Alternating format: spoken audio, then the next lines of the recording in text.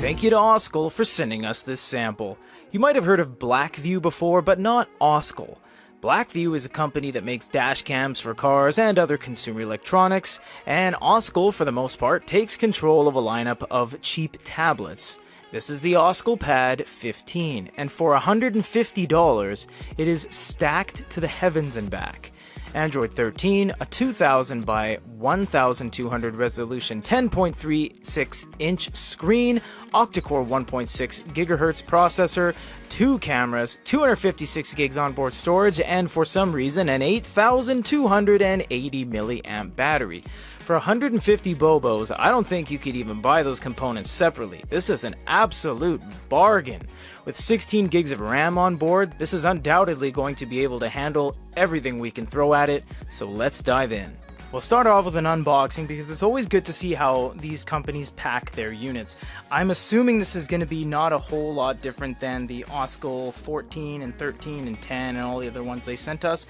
And I kind of feel like you don't really need to wrap these in plastic. They could have gotten away with just some circular security tags because we need to kind of gravitate away from plastic, especially if they're selling these kind of cheap units in such volume. So the box is very airtight, and you do, look at that, you get a screen protector in there. Oh, it's a glass one too. This is very heavy and not very flexible at all. You'll see right here. I don't want to go beyond that, I might actually break it. The inside of the box does not have any foam lining or anything like that, and it looks like this is already installed into the case itself. The case is an origami style case, and it does have kind of a leather outside overall feel. Before we dive into the unit itself, let's put that off to the side. Looky, Captain Hooky, what we have here. We have a very nicely wrapped USB-C. This is not a USB-C to full USB, it's just a C2C actually. You do get a European charger, although I might be mistaken, that might be Australian, or Australian uses those 45-degree angles, I'm not sure, but this is limited to certain markets and does not work in North America, but it will work as long as you get a USB-C charger. It's no problem whatsoever. You do have a documentation kit right here. Just hold on to that. It's got some regulatory information in there. And you get a SIM removal tool, which is sometimes used to just do the SD card, but it's called a SIM removal tool. This is most interesting to me because, as you know, we are very invested in digital stationery. So, this is just a capacitive pen. So if you don't know what you're looking at here, capacitive pens come in the form of either a kind of tip like this, which is kind of a 360-degree round and round kind of thing. Capacitive pens either come with this angular tip here that kind of pivots on a chunk of rubber, or it comes with a rubber fingertip looking dome. And this one, they have chosen the former, where you can go like that and take notes on the screen. Unfortunately, that's not doing much because this is just imitating what your finger can already do, but we'll get into that when we get into the full review. We are going to take this out of the case for the review because we don't need it in the case whilst we show you. Oh, that was much softer than I thought. I thought this would be a hard silicone case. This is actually very malleable. Extremely malleable actually, so we're going to put that off to the side because we are going to do a giveaway on this and send it to you guys for free at some point in time at a later date. So, what do we have here, everyone? Let's look at the build first and foremost. We do have a power, volume up and down, a huge speaker on one side, a huge speaker on the other side, a USB-C, and you have the SD card slot right there, as well as a very nicely stylized 3.5mm headphone jack on the corner. Nothing on the top except for what appears to be either a hard reset or a microphone. I'm not sure which one just yet. You have a front-facing camera and a rear-facing camera that does not look like it has any flash package, unfortunately. It's just a glass cover with the actual lens itself. The lens looks deep but not wide, so I'm not sure how much light that is going to bring in. Overall, the design is pretty dang cookie cutter with no standout features. Aside from the build quality of the unit itself being vanilla, the overall UI is equally as vanilla. You get your apps in the middle, you swipe from the bottom up, you get some more apps, you go left and right, you get some more apps, you go top down, guess what you got? No, not apps, but just everything you would always expect on Android. You get your Wi-Fi, mobile data, Bluetooth, screenshot, and you can change these, you can customize them, you can put what you want. You get a couple screens of them, and yes, you can invert the colors and do dark theme for the entire thing, make it easy on your eyes. Because this is a tablet, you're going to be able to do anything you want by simply going over to Google Play. This is the be-all, end-all of everything on this unit. Anything you need, anything you want, anything you need this to be will be on here. If you want Amazon, download Amazon. If you want Netflix, download Netflix. It's going to give you the complete flexibility of doing anything you want on it. That's not a negative thing, in fact, quite the contrary. They don't give you any bloatware. There's not going to be an Oscal OS with a Blackview tab system on the left. This is going to be a blank slate. So you would basically just go through anything you want here. You can download games, you can download books, you can download manga, you can use Google to download the latest movies and TV shows right on your unit. First thing we're actually going to look at is ebooks. Reason being, well, we're Goody Reader first and foremost, regardless of this being on the tech channel, so we just want to see exactly how things look.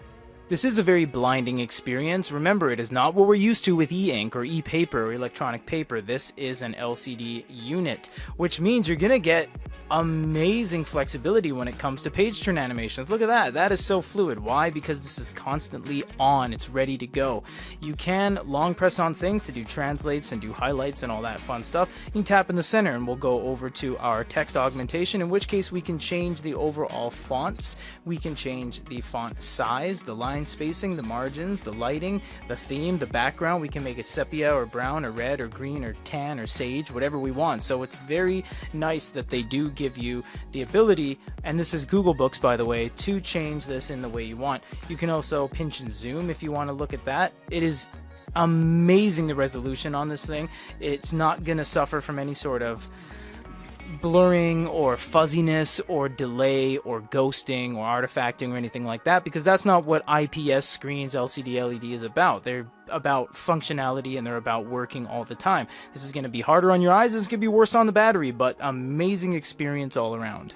That screen technology translates very good into manga as well. You'll see that everything is very vibrant and nice and poppy, although manga traditionally has no color, but lead-ins and cover arts traditionally do sometimes. So if you buy them at the convenience store, you'll see some, initially you'll have some colors in there before it gets into the black and white content.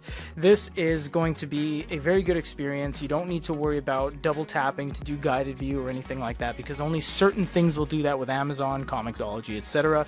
This one is just going to be up to you to pinch and zoom. It has a slight render when you pinch and zoom right there. It kind of goes into a more of a fluid mode for you to move it around, and then once you let go it renders, and it's within seconds. You don't have to worry about waiting, you don't have to worry about the time it takes to process. That's not what this unit is about. This is a highly spec'd, highly stacked unit, so really it's not going to feel any of those hindrances.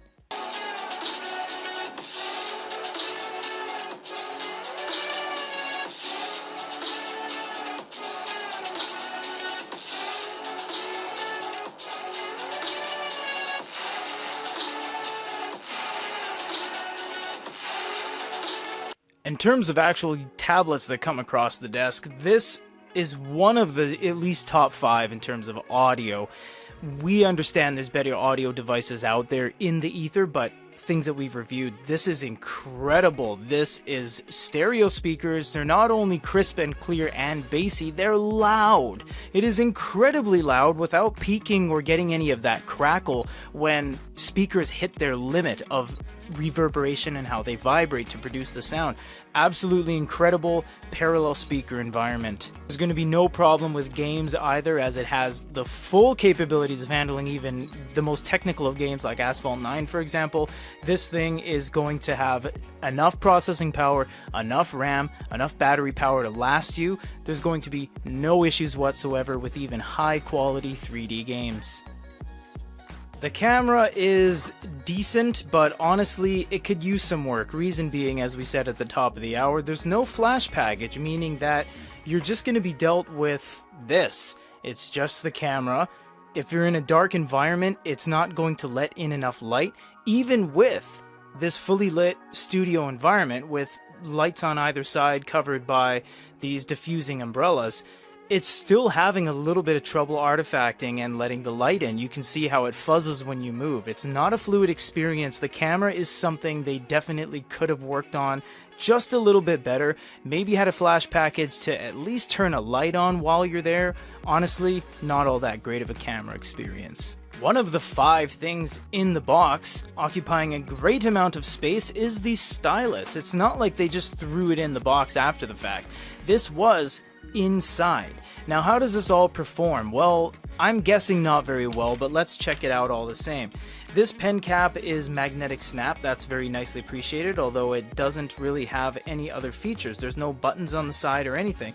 Reason being, this isn't really a stylus. For example, I can get the same thing done with my fingertip as I can do with this. It doesn't have palm rejection either, so if I'm on here and I try to rest my hand, I can't take notes because it's reading my hand right now. There may be some applications that will handle this better than others, but the one defaulted on here, you have to keep your hand raised above the surface in order to write. That is the only way to do it. You can take different colored notes, different sizes, different pens. You can do all that fun stuff. And undoubtedly, it's inarguable that LCD, IPS, LED, whatever screen technology that has this kind of setup looks way better than any sort of color e-ink or e-paper that would be on the market.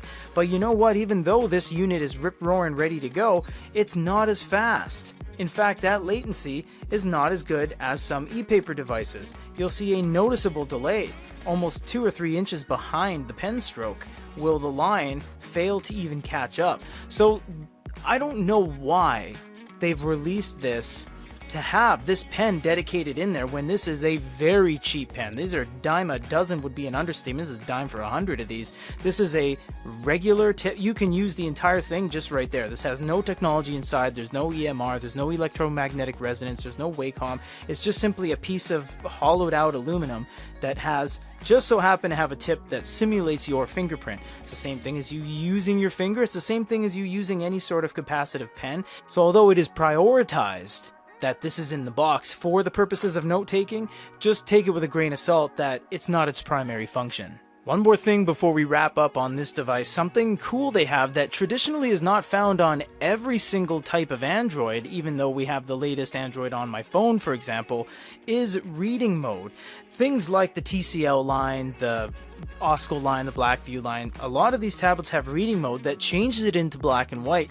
I kinda like this. It's a small little feature. It sounds like it's not a big deal. You can maybe download some apps on Google Play that'll do the same thing, but it's a nice touch. Why it's a nice touch is because it's immediately easier on your eyes. It's less confusing, it's less distracting, it's less sensory overload when they wipe away all those colors. And as you can see, I have the color in my hand here, so it's not a camera trick. It's actually quite nice. I do very much appreciate that. It makes it kind of look like a Hisense Q5, and this can be triggered off and on as you see fit, and you can bring the colors right back. So there's really no downside in that. It can be triggered to your liking, and it actually looks a lot better when reading ebooks in reading mode. Oscal might be a little bit of an unknown company in the main shuffle of tablets, but when it comes down to it, you're not really going to find better specs for the dollar than these guys. You just simply get the highest possible numbers of every measurable metric for pennies compared to the competition. Tablets have seen race to the bottom prices as of late, and no better example than the Oscal Pad 15.